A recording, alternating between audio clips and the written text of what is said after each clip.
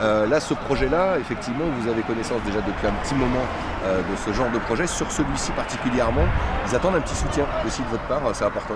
Figurez-vous que ma venue est forcément un soutien et qu'à chaque fois qu'on nous invite à mettre notre poids, à mettre notre visibilité au service de ce genre de cause, nous sommes au rendez-vous. Parce que malheureusement, le film qui se passe ici, je l'ai déjà vu 50 fois dans 50 autres territoires. Ces entrepôts logistiques, ces mastodontes qu'on vient mettre à la place de zones humides, de zones agricoles qui sont bénéfiques à l'environnement, à notre santé, à notre bien-vivre. Et tout ça, pourquoi ? Pour toujours plus de commerce, de produits qui polluent, qui ne nous rendent pas plus heureux, pour plus de camions, pour plus de pollution. Et ça n'a juste pas de sens. Et donc à chaque fois, j'ai déjà vu ce film, je vous l'ai dit beaucoup de fois, on va minimiser les impacts environnementaux du projet, quand on nous explique, le promoteur, etc. Et on nous promet toujours plein d'emplois. Là, on en promet 300. Alors, spoiler alerte, c'est jamais le nombre d'emplois qui a été dit à la fin. Et surtout, on vous parle des emplois soi-disant créés par l'entrepôt, mais on ne vous parle jamais de tous les emplois supprimés par le commerce en ligne et par ce genre d'industrie. Parce que pour un entrepôt qui ouvre de ce genre, combien de petits commerces ferment dans nos centres-villes ?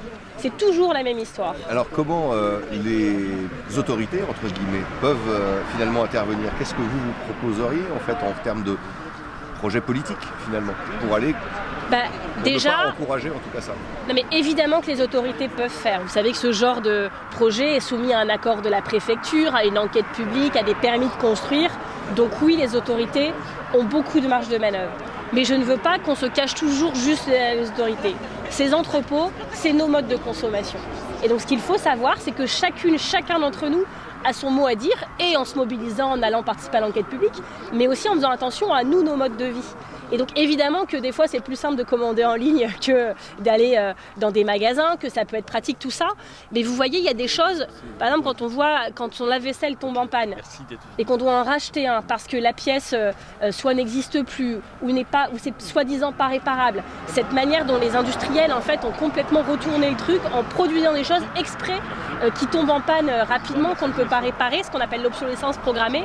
Vous voyez, ça c'est des choses qui nuisent à tout le monde. Ça nuit à tous les consommateurs, ça nuit à la planète, ça fait qu'on doit racheter plus, donc il y a ce genre d'entrepôt. Et c'est un monde qui marche sur la tête. Et j'ai souvent du mal à comprendre à quel moment on a décidé d'accepter ça. Et en fait, on nous a jamais vraiment posé la question. C'est qu'on se fait avoir qu'on est un peu les dindons de la farce tous. Et je pense que les citoyens doivent reprendre leur destin.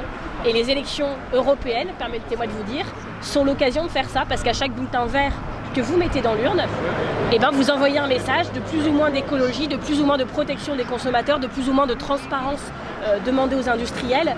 Et c'est là que ça se joue au niveau européen. Donc c'est ça aussi le sens de notre combat. Parfait, merci beaucoup. C'était clair ? Là, parfaitement.